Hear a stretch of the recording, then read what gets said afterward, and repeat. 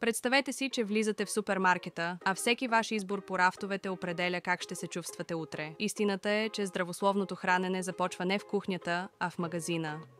Преди да продължим, абонирайте се за канала Здраве и вода. Харесайте видеото и го споделете, за да достигне до повече хора. Информираните решения по време на пазаруване са основата на пълноценния начин на живот. Подготовката е ключова, направете списък с необходимите продукти, планирайте храненията си и не пазарувайте гладни. Така ще избегнете импулсивните покупки и ще изберете по-качествени храни.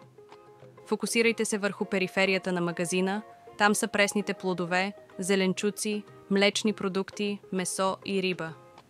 Ограничете престоя в коридорите с пакетирани и преработени храни. Залагайте на сезонни продукти, разнообразни цветове и по възможност органични варианти. Четете етикетите внимателно. Колкото по-кратък е списъкът с съставки, толкова по-добре. Избирайте пълнозърнести храни и проверявайте съдържанието на захар, сол и мазнини. Протеините са важна част от балансираната диета.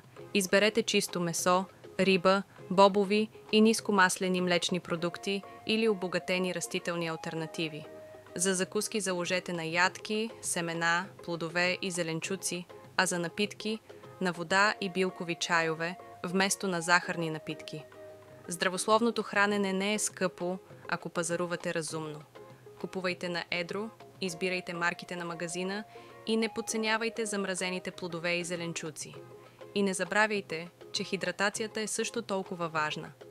Йонизираната вода може да подпомогне по-доброто усвояване на хранителните вещества и да поддържа тялото в баланс.